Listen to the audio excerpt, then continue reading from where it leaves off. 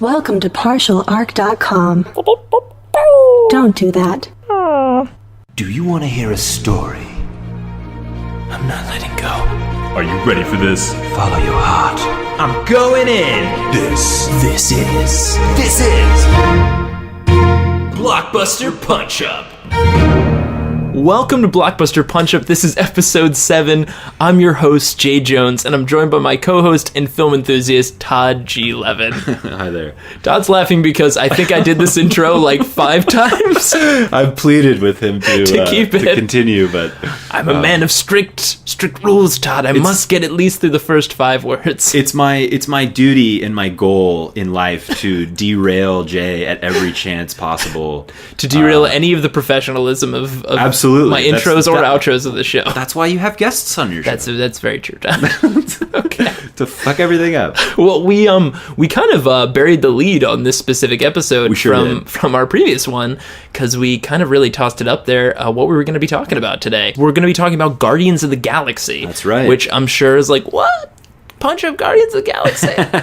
You know what, Jay? It's been enough time. It has been enough time. We feel that this is a safe place. This is a safe place, and hopefully you guys will come along with us on this one. We just feel like, despite all the great things about this movie, there is some trouble. But that trouble is also not without potential new theories. Oh yeah, this movie opens a lot of new doors and new conversations.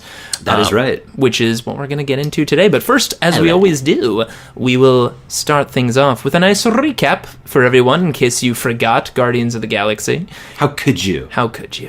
Todd, could you please kick us off on our recap? Absolutely. So, after losing his mother to cancer, Peter Quill is abducted by aliens. This is true. Which happens. A guy named Yondu, actually, is the guy that kidnapped him. A very blue man. A blue man who has a whisper arrow. A very dangerous whisper arrow. And he's part of the... What's their names? Ravagers. Ravagers. Yes. They're like a crew of mercenary bounty hunters? It sounds like it. Yes. Years later... They all wear the same outfits, though. They do coordinate. Great. So that's important. They wear like dusters or something.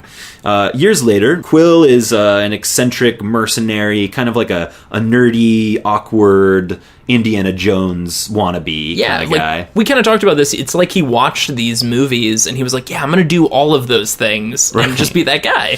But when no one is looking, he's dancing and he's a total goofball. And we love him for it. Yeah, so he's an eccentric mercenary who prefers antiquated technology. He steals an object of some kind that we later find out is very important. The Orb MacGuffin. The Orb MacGuffin, that's right. So he steals this Orb MacGuffin, but is immediately sought after for it by a bunch of bad guys. A bunch of bad people. to paraphrase a lot of plot situations that occur. Gamora, and then Rocket and Groot, who eventually all get arrested together on a planet called Xandar. And get put in prison by the Nova Prime police people, where they meet the fourth member of their team, Drax, who has some beef with Gamora's boss, whose name is Ronan, who is the main villain of the movie. Ronan, by the way, has a giant hammer that he kills people with. That's right. That's his... And potentially sleeps in their blood. Yeah. Really creepy. I feel like that was glossed over. Right. I suppose united by orb selling and Drax's beef... Drax's Drax's beef really drives the story of Guardians of the Galaxy. And Gamora's beef with Ronan. Yep. They break out of prison together and take refuge in the head of a giant alien. Gamora, Quill, Rocket, and Groot meet with Benicio del Toro to sell the orb while Drax drunk dials Ronan to pick a fight. That's true. He does technically drunk dial Ronan. Bro, we had beef, bro. The stone is activated, never mind how or by whom, and explodes. Ronan defeats Drax. The others flee. Nebula destroys Gamora's ship after a really long fight. Quill saves her, and they gotta. By the way, they gotta save Xandar because Xandar is gonna get destroyed by Ronan. Ronan is on his way, and he doesn't like Xandar. Quill and company enlist the help of Nova Corps, but they do very little to stop Ronan, including playing a light game of Red Rover. Yep. That goes terribly wrong. Light Shield Red Rover does not win against Giant Stone Death Ship. Groot sacrifices himself to save the group, and Ronan is about to destroy the planet when Quill distracts him by an awkward dance-off, and they retrieve the stone and hold hands together in another game of Red Rover. Yep. And this time destroy, it holds. It holds. It's just they're stronger, and they don't let Ronan come over. He dies, and then we learn a bit of information that Quill is. They save the galaxy, and Quill might have a space dad who's magical. So that's essentially what happens in Guardians of the Galaxy. Yeah, that is our recap, guys. So that's going to take us right into our punch up. Here we go. Punch up.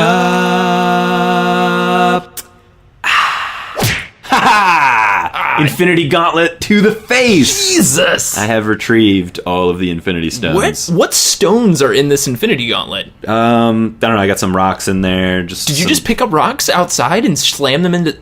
Is that a boxing glove? That's not what the Infinity Gauntlet is a boxing glove with a bunch of rocks on it? No, it's not. Oh. The Planeteer Rings. You know what this movie is? It's like the same thing. This movie's really about finding all the Planeteer Rings. Thanos is trying to summon Captain Planet. I really, really hope that in the Infinity Wars... There's blue people, so maybe Captain Planet is one of these blue people. I really hope that in the Infinity Wars 1 and 2, Captain Planet is like one of the things that comes out of that movie. Please make it so, Marvel. You've got about 5 years to make it so. If the Infinity Gauntlet is just Marvel's inside joke to lead up to bringing back Captain Planet, that would be the most amazing thing. Captain Planet, he's a hero. Gonna bring Thanos down to 0. Okay. Where were we? Right, so the punch up. I punched you. Yes. Yeah. Yeah, now we are into the punch up. With a glove. That's right. Yeah, and so the punch up, like we always do, guys, we'd like to start off with some of the things we really liked about the film. Which is a lot. Yeah, it is. Which is almost a lot of things. Almost a lot of things. That's right. In this film. Because this film is quite literally like at the end of a roller coaster when you're doing those humps, you're like, Yeah, I mean, I wanted to Free Willy fist pump the air. Oh yeah, so many parts of this movie. Like so many times during this movie. This movie does a lot of great things of setting things up and knocking them down. One of my favorite parts is the through line joke. Setting up bits, right? Yeah, setting up bits. Right. The through line joke of Star-Lord wanting to be called Star-Lord is that's amazing. Nice. They line it up throughout the whole movie. The last guy says Star-Lord, his eyes light up. It's amazing. Everyone laughs. I had an amazing time. And then the nice little connector at the end with his mom calling him Star-Lord, A ton of meta references, pop culture references. The Kevin Bacon jokes left and right, guys, are just what I love. Funny quips, just funny character quirks. I think that was, to me, the highlight of the movie was amazing. Quirks. Mm-hmm. Personalities of the people that were following along this crazy journey were just, you just gotta love these people. Oh, yeah. You don't really know why, but you just gotta love these people because they're really just fun and really great one-liners. And everybody's got a Drax favorite. Well, the person that you just thought was going to be that everyone was worried about. Mm-hmm. Dave Bautista. Like we all weren't exactly positive that was maybe the right choice or this or that. Was he so funny? His character was the funniest part of the whole movie. My God. Every single line was just very, very funny. His reactions, his bits. And look, we've talked about a lot of the things we love. That's true. You guys love Guardians. There's a lot of things that people That's true. have talked about and love about this movie. But let's get into why we're all here. Yeah. Let's dig into some of the things that were a little off about Guardians. The thing about this movie is that despite all of its really fun and quirky characters, despite all its really fun and quirky set pieces, and despite all of the fun and quirky quips and cultural references and soundtrack and all those things, the movie was lacking in any coherent structure or plot or character development, with the exception of few things here and there, like the thing that you mentioned about Quill and his mother and all that kind of stuff, and wanting to be called Star-Lord and all that. There's not a lot going on by way of why anything is happening, and specifically why things are happening. We're told this thing's important. We can't let it get in the hands of this guy, but there's a lot of things that occur that the motivations are muddy. The movie just assumes that you don't care or that you won't notice, and that's the part that I can't reconcile. Right. Which one they were really kind of going for was it doesn't matter. They got a raccoon. They seem to be saying, who cares? But then they'll spend time talking about like the Thanos the Destroyer and Ronan and my father and this and that, and there's so much motivation that's being spoken about through like characters are talking about things that need to happen, but I don't feel that like those things need to happen because I'm not sure exactly where they're coming from or why, and I'm not even sure if the characters themselves know why they're doing some of the things that they do, like simple but important things as becoming friends to create a group of people that need to go throughout this movie. To create a Guardian super team. Why did they become friends and team up? Or if they were all criminals, they probably would have betrayed each other at the drop of a hat, but they didn't. So that these are the things that start to when you start to really think about it, and that may be the problem. Maybe I'm not. Maybe supposed to. Those are the things when you start to think about it, it starts to chip away at some of the fun that I had. Yeah. And those are the things that we kind of wanted to talk about here. What about you? What were the things that like... So I had some like along those lines. So that through line right there, what Todd said, that's the big it's kind of like the big, basically string to hang these pieces on. That's right. The little points for me that kind of really stuck out for, one, a big deal was being really the main female lead of the film. I thought Gamora really fell short of a really strong character. I thought she could have been a lot cooler. I thought she could have had a more consistent character in the film.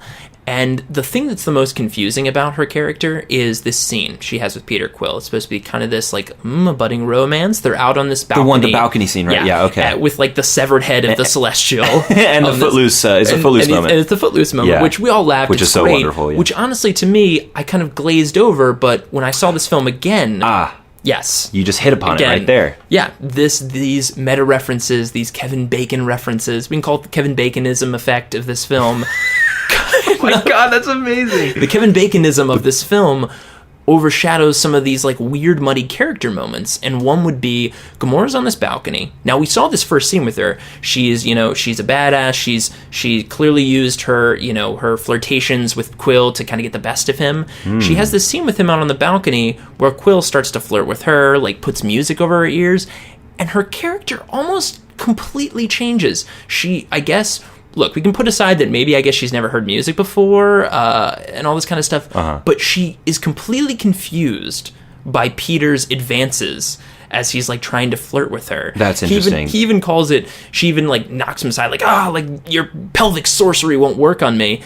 Pelvic sorcery, this is the same flirtation techniques that you used on Quill when you first met him. That is very interesting, and we didn't notice. Yeah, why? We didn't notice because of Kevin Baconism. For a person who's on screen as much as she is, which is wonderful, she doesn't really get that much to do. This badass assassin who kind of fails at her assassinating and sneaking and also, at every attempt. And also she's a spy, right? Yeah, I because guess. she's double dealing, and the first thing she says is like, I've betrayed Thanos and I'm working with you in an entire prison. Like, I'm sorry, criminals. Where did you go to spy school or assassin school? Like, do you not know about infiltration? Rule one, don't tell the truth, and specifically don't tell someone that you've betrayed someone else, because that is not the way to gain someone's trust. Which begs the question, how dumb is Ronan and Thanos that she's been able to trick them this whole time? Thanos, I'm going against Ronan, and I'm spying on him for you. Psst, Ronan, I'm going against Thanos. This is still Thanos. Oh, I'm sorry. Let me click over. Click over the other line. Sorry about that. Oh, honey, I know you're just kidding. Yeah, bye, Dad. Love you. But it's just, she's problematic. Just not the best at really anything. Right. And I want to love this character. You want her to be the best. I want her to be like the best thing. And so there's that. The other big thing, for me at least in this film, was Xandar. What? Okay. Who is Nova Prime? Who is Nova Prime? Who is the Nova Corps? What's Xandar, and why do we care about Why is that Xandar? important? Why is Ronan on his way there? Why can't they defend themselves? Why should they hold the whatever they're looking for? They have a lot of like, like they're clout like in this universe. Like they're like the CIA or the FBI, or they're like, the super best hierarchy. It's like there was a scene that was missing where we learned that they are the galactic peacekeepers, which I believe was said somewhere, because I remember peacekeepers or something. They say things about like a peace treaty, which is why Ronan's mad at them. Not explained. It's just a line. Like, I need to know. Why are they the people? We don't know what's so awesome about Xandar. We don't have a personal connection to Xandar, which we'll get into in a little bit in kind of our punch-up a bit. The first time that we're there is when Quill's Quill's just trying to sell To the orb to this guy. It might as well be a Tatooine. You know, we don't know what this place is. It's a bunch of weird people walking around, and there's a tree catching him. Imagine if the rest of Star Wars was like spent trying to save Tatooine, or save like wherever that space lounge was with the the music. It's like, Space why lounge. is this important? Like, what's going on here? Yeah, like, why do we care about this planet? Like, I know, look, we care about life. Life is good. But, like, we need to care about this core. We need to care about this place. It's not Earth. You can't just be like, they're destroying Earth.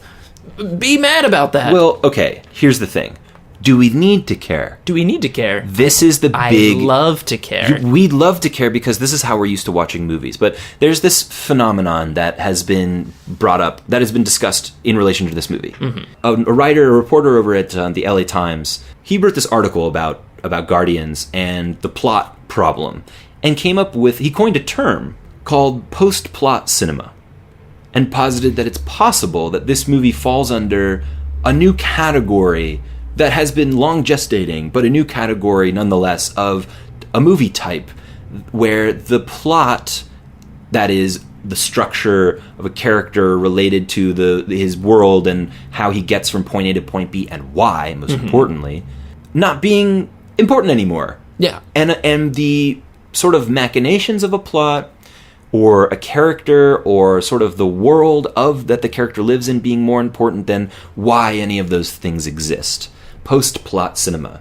And this phrase stuck with me. This phrase really just, it's like once it existed, burrowed in, it was like, this is all I can see now. You put on the glasses. There's something there. There's something to be said there. He talked about other movies that fall under the same thing. A lot of the Marvel films are in there. Yeah. And even like other films that, just out of everywhere. Even films that I love, right? Yeah. And it's important to recognize this, because another reason why we wanted to talk about Guardians is because if this is a new emerging type of cinema, it's important to note and not just immediately criticize just as it's exactly, cinema. because potentially if there is this type of, maybe by viewing it as such, then I'll suddenly, you'll be like oh, this of much course, more. it's this kind of film. It's like when you go see a horror film and it's just about a bunch of teenagers getting killed in the woods by a creepy killer. It's like, right. Of course, it's a horror film. It's expectation versus reality. Exactly. Of it. Right. This post-plot cinema concept is related to like the picaresque story of a loosely narrative of adventures or episodes. There's very little character development, and the circumstances may change, but the character necessarily doesn't, and they stay the same, and Picaro is like a rogue, so it's usually like a low life or whatever. There's tons of movies that have made like this, Fear and Loathing in Las Vegas, and like, this movie, that movie. And you're kind of just like following this character and what they do. Right, it's almost like a slice of their life. You enter in, you know who they are, and then they start doing things and going on adventures. It's like, I guess I'm here now, I guess I'm here now. Now you're there, and now you're there, and you follow it, and you know exactly, And that's great. The only difference is with a movie specific like Guardians, where it's going to fit into a universe, where it's going to fit into an overarching story, when there's some bigger things in play and bigger plots that do get thrown in, it's not really the same thing. If it is, I believe if it is a post-plot. I believe post-plot cinema is a thing. I truly do. I think it's a really interesting coined term. But the thing is, unfortunately, I don't think Guardians qualifies. 100%. Why? Because what's the first thing that we see?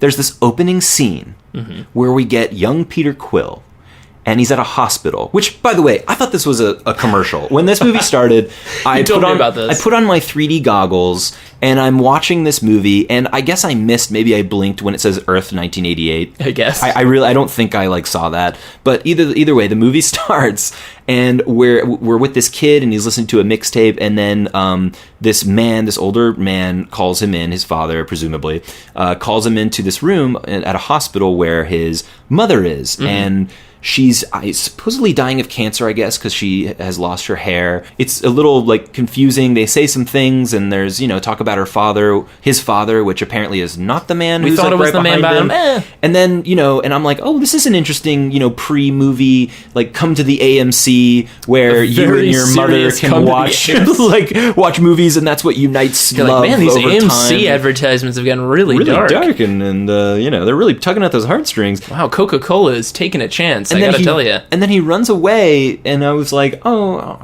really sure what I'm seeing here. And then Spaceship. and there's a spaceship, and I was like, oh, am I watching the movie already? Slam cut to The real opening of the movie. Yeah. Which Jay and I kind of like talked about this in terms Really? of like, why wasn't that just the opening Why wasn't of the that movie? the opening? And then we learn bits and pieces about his backstory with the mother, and we're questioning the whole time. We're like, well, we're in space, but what's this Sony Yeah. Walkman doing And here? That's interesting. That's a cool character thing. Yeah, that takes us into a little bit of that punch up. Is like, wouldn't it have been cooler if we see the cassette tape, we see, like why he likes these songs, why did he go back for the cassette tape, like, and then he has a scene on that balcony scene I referenced earlier, he talks about his mom, and it's a very, like, it's a small line, but we get enough out of it, of everything that we got in that opening scene, right. But it's slowly revealed about this character. How much more interesting, but exactly. See, that's the problem with this post-plot cinema situation. Mm-hmm. Usually, in one of these types of stories, the only way that works is if we know off the bat, oh, we are this guy, things are going to happen, or girl, things are going to happen to us, and we're just going to have to go along with it because we are nobody else. Right. And this person has been thrust into an extraordinary circumstance. Mm-hmm. And it's random and episodic, and we're just going to go along with it like riding a roller coaster, like you said, or like waves in a boat or something like that. We just go with it. Except for the fact that the first scene in the movie is this backstory scene where we're supposed to glean something about his character that sets up seeds for something later that we're supposed to care about. Mm-hmm. Except we're not supposed to care about it? Which is it? Which is the theory, the philosophy going into making this movie? Are we supposed to care, or are we not supposed to care at all? A lot of the movie tends to have a theory about it that, tends to feel like, oh, it doesn't really matter exactly what they're after. It doesn't really matter like why they became, or why they're friends, there, or how why these they're people there. showed up, or why they're protecting this thing. Right. A lot of the movie doesn't spend a lot of time dealing with that kind of stuff, which is kind of nice.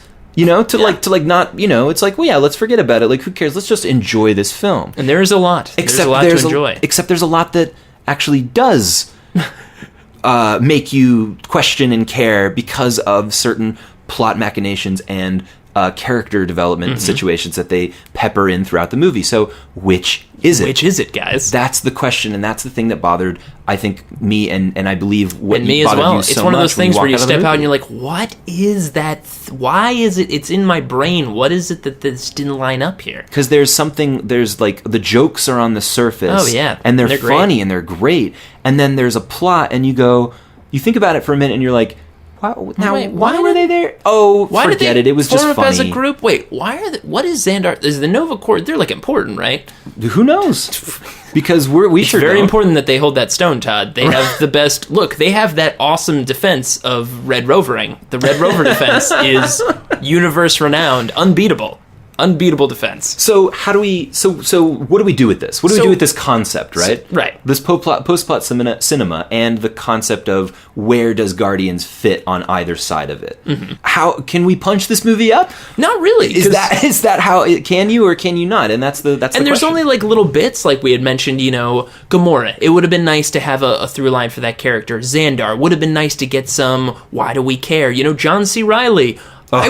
There's a personal connection there. Peter Quill and John C. Reilly had a background. They have a thing, John yeah. C. Reilly is so likable in this movie. He even has a family who we only meet after the movie. Right. And he actually has a plot arc. He actually has a plot arc, and he's like, he's kind of like an average Joe. He's like a goon. He's coming in at one point, like barely putting on his outfit when he's rushing in, like right. to, and he says, to warn everybody. hey, though I could receive this message. It seems really important, and they're like, do you trust it? And he's like, you know what?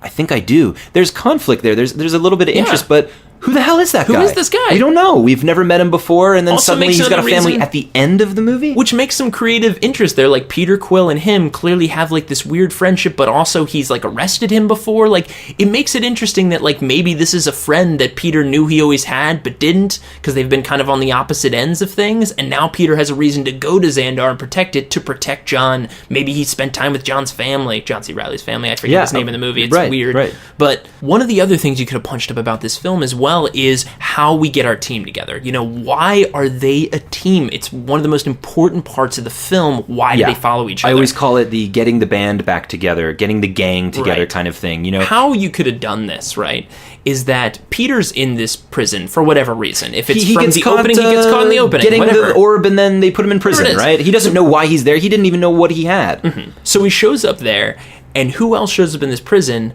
but Rocket and Groot? Why are they there? Well, they've gotten into the prison or gotten themselves captured to get Peter, because they've got a motivation. They've got a motivation to get him. Right. Gamora, we don't see her show up and really botch trying to get Peter showing up there. No, she shows up in the prison as she's gotten caught.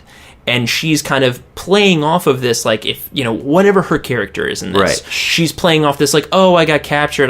Maybe I'm not as capable as you think. In reality, it's a ruse to get close to getting Peter, and she is... And getting this orb, right? Getting this orb. Right, because that's what she wants, because she's trying to get it for Ronan, or herself, or whatever her, thing.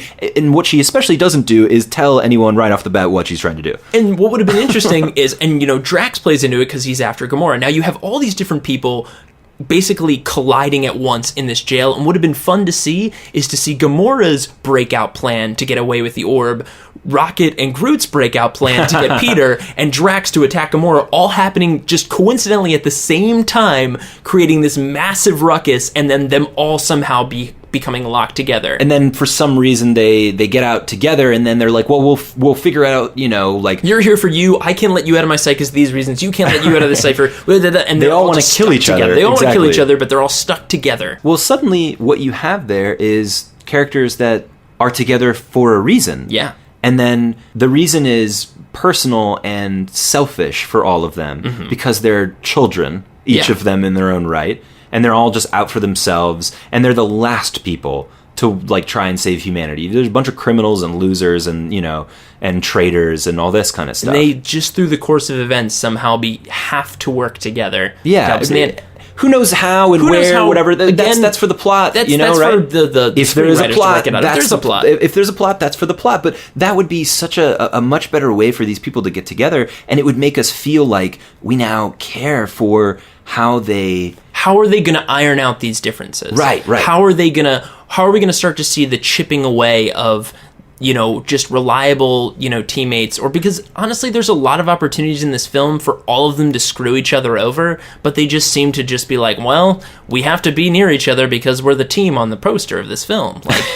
That's how it feels. And it creates a lot of fun drama when each of the other ones are trying to get over each other on how to screw the other one over while still trying to get what each one of them wants. That's fun. That's interesting. Right. That makes that scene where they all stand up and we're a bunch of assholes standing around in a circle. That makes that scene work now. Oh yeah. It's not like it didn't work. I laughed. And we all laughed. It the was lines funny, were great. But that doesn't mean that it has any dramatic resonance. It doesn't mean anything. They're already a team, so gathering them together to be a team is already well, that's redundant. We've already seen you be a team. And the whole point is they now care about Xandar because of meeting each other.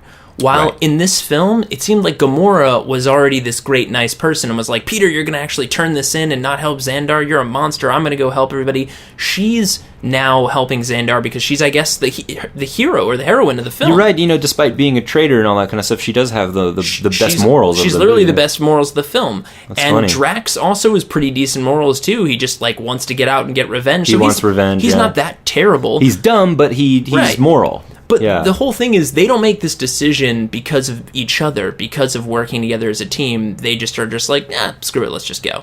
But it would have been great to see that all these selfish people out for different selfish endeavors have to chip away to find the humanity or whatever in each other, which makes them accept this selfless act of, look, we might die, but we got to protect John C. Reilly's family. Meanwhile, my friend on Xandar, and all that. Meanwhile, we've got Peter Quill, who we don't know much about, except for the fact, if you just do away with the opening scene. Yeah, just take it out. We don't know much about this guy, besides this great kind of Raiders of the Lost Ark opening, where a stranger comes across a strange land and is walking around.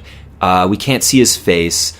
He comes across, he has technology and things, and he knows about this place. He's looking for something. All of a sudden, he realizes he's alone, opens up his coat, and there's a Walkman there, presses play, and we say, what now?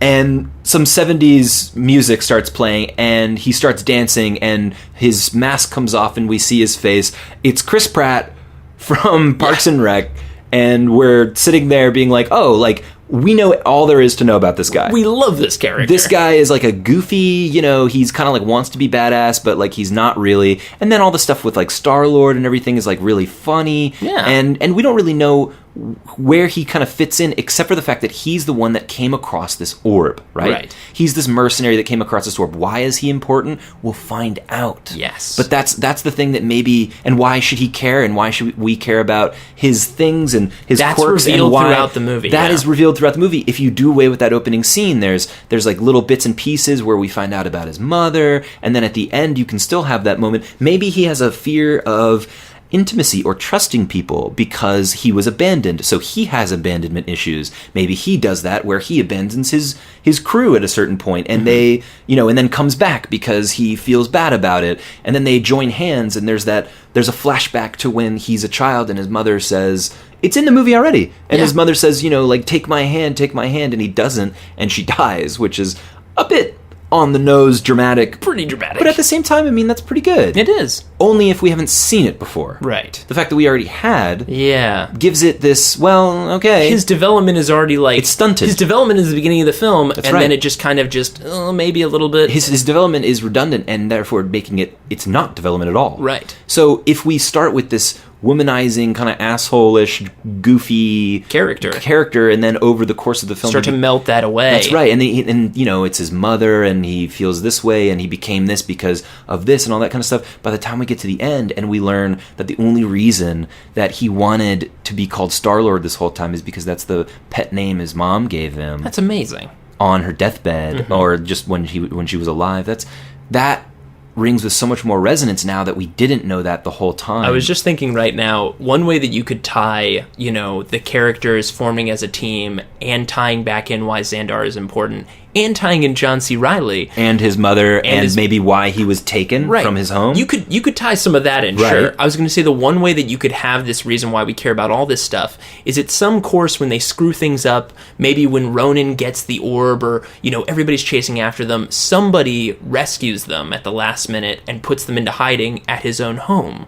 John C. Reilly brings the whole group maybe to his own house, maybe to his own home on Xandar. Maybe he's like, look, I could get fired for this, I could lose my job over this, but I trust you, I know what you were trying to do, and like, you can stay here for a day, but you guys gotta go. And, maybe they have a moment in a house where they're like in this nice house, and there's like the worst, most terrible, maybe almost deadly criminals out there, but are forced to like sit at a table and like and have a family dinner. Yeah, and have a family dinner. That would just tie everything together. That's actually a really, really great scene. I love that scene. Because they're all, it has everything. Like, it's that, like, it's like a nuclear family. They're a dysfunctional family. Sitting with sitting within this, like, this cute Leave It to Beaver family. Yeah. And it has to happen at the point where they're at their worst. They're worst. They just lost the orb. Ronan's, got everything they're all he at each other's throats. Right. And they're all sitting there just so angry at each other. But they have to be this meal where they have to be polite. They have to be polite, while the family's trying to, like, not stare too long. Like, the kids are staring at, like, the kids playing on Groot. Right. And, like, the dad's, like Rocket's, like, eating too much food. And the dad's like, we don't. We typically say grace before we dig into our food. And like, Drax is sitting there, like, like, surprisingly, he's like, because he's like he's the muscle, but surprisingly he's sitting like the there. nicest one at the dinner table. And you have those emotional connections, like with Drax and the daughter, and Peter and like this surrogate father of John C. Reilly. That's right. And it has that nexus of the change in the film. Yes. We have the team being all these crazy antics, celestial heads, whatever it is. Right. This is the changing point. It's also a quiet moment in a movie that's loud and big crazy. And things going on. And there's a lot of humor you can have in this scene. Oh, I mean, this is the funniest. Humor. This could be the funniest scene in the movie. And the thing is, it's not like the climax at all. It's the fulcrum through which the rest of the movie kind of works. It's why we care about people on Xandar. It's how they begin to realize that, there are other people other than themselves. It's how they really their come actions together. have a effect to these other people. To other people. Maybe there's conversation about, like, the whole peace treaty on Xandar and how something going on. You can even with, have the kids like have moments where like they're looking up to them, like you help daddy or like you protect daddy or things like that, and they have these moments of like we actually do help people, or we could help people. We could maybe. We're pretty good together, despite Sometimes, all of our differences. We're pretty.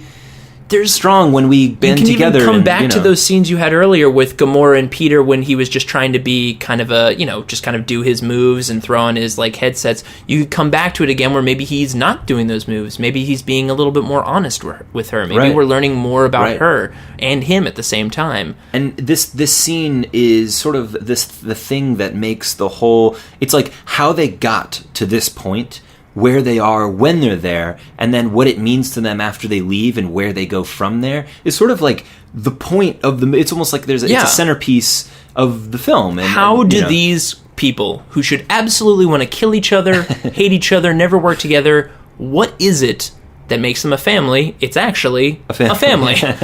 and how it's how they learn to trust each other and everything.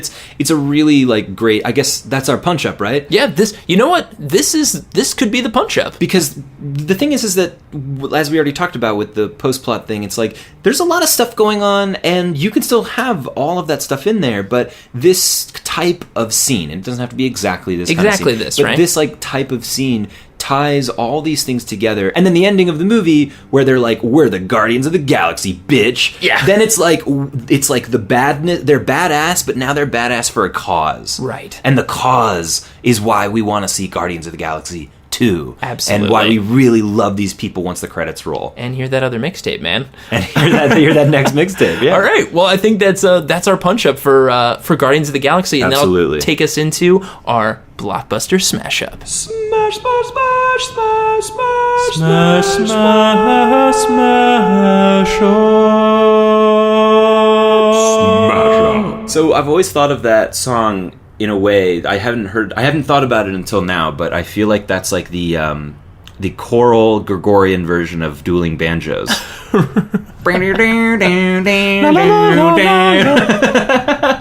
It makes me think of did Gregorians used to have chant battles back in the day, right? You can go fuck yourself, your mama. I mean, that's what they did. They didn't have much to do, so like Gregorian chant battle now. Epic Gregorian Meet chant down by the battle. monastery. It's going down Sunday. Down in the monastery basement. Anyway, where are we? Yeah, Smash Up, right? So, Blockbuster Smash Up, like we play every game. Todd and I are each going to bring a single movie that neither one of us knows. Mm-hmm. We don't know any of the movies. We don't know any of the movies. Never seen them. So we just typed in something to Google, and it was like, how about this? We're like, all right. Movies to watch. Good movies. So Todd is bringing the good movies this week, and I am bringing the bad movie. And on the count of 3, we're going to announce them and hopefully smash them up to make one cohesive new film. Hopefully. We'll see. Okay. So on the count of 3, Todd. All right. Here we go. Yep. 1, 2, 3. Theodore Rex. Day. Theodore Rex. Groundhog Day. Oh, is Theodore Rex the one with Whoopi Goldberg? Whoopi Goldberg and she teams up with a dinosaur. Wait, is that to solve crime? What's is the dinosaur like brought back, from time or something? Okay, so it's like so Theodore Rex, if anyone doesn't know about this film and is not near Wikipedia, Theodore Rex is essentially a film taking place in the future, like a dystopian future. Got it. So it's a little bit of like Super Mario Brothers, like kind of. Yeah. Right. This is the exact plot summary right here. The world's toughest cop is getting a brand new partner, and he's a real blast from the past. It is horrible. And guys. of course, Groundhog Day is what was it, 93 or 94 or somewhere around? So yeah, these are actually around the same time. It's true. Just think of the two different the two different studios that were making different films. Groundhog Day, of course, is the landmark Harold Ramis achievement. This movie, besides being what I consider, there's a few movies that I have on my list of near perfect scripts or / perfect scripts. Perfect films. Yeah, like this movie is like as close as you can get. Okay, so what's Whoopi Goldberg's name in Theodore Rex? Coltrane.